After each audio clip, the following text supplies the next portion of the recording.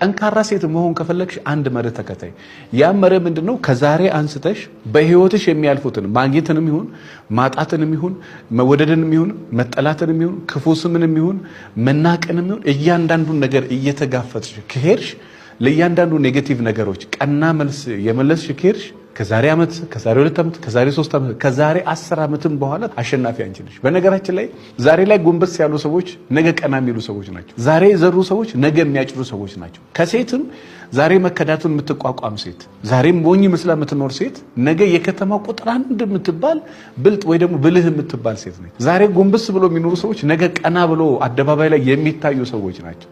ስለዚህ በተቻለሽ መጠን መንፈሰ ጠንካራ ሴት መሆን እፈልጋለሁ። ሴትን ሴት የሚያደርጋት ምንድነው ካልሽ ጎንበስ ብላ ከታች አንስቶ ከሞያ አንፃር ከኢኮኖሚ አንፃር ከፀጉር አንፃር ከአለባበስ አንፃር ከጤና አንፃር የራሷን የቆዳ ውበት ከመጠበቅ አንፃር እያንዳንዱ ነገሮችን የምትመራበት መንገዶች ላይ የሆነ ያን ነገር ራሷን መቃኘት ራሷን መስራት የተቃኘ ሙዚቃ መሳሪያ ጥሩ ድምጽ እንደሚያሰማው ሁሉ ራሷን በመንፈሳዊ ህይወት መቃኘት ራሷን በኢኮኖሚ በሶሻል ላይፍ በሜሬጅ እንዲሁ ደግሞ በገንዘብ እንዲሁ ደግሞ በአላማ እንዲሁ ደግሞ በጤና በእያንዳንዱ ነገር ራሷን አፍርሳ የሰራች ሴት በየቀኑ ከእያንዳንዱ ነገር የሆነ ልምድ ለማግኘት የምትጥር ሴት ራሷን በራሷ የምታስተምር እኔ ምን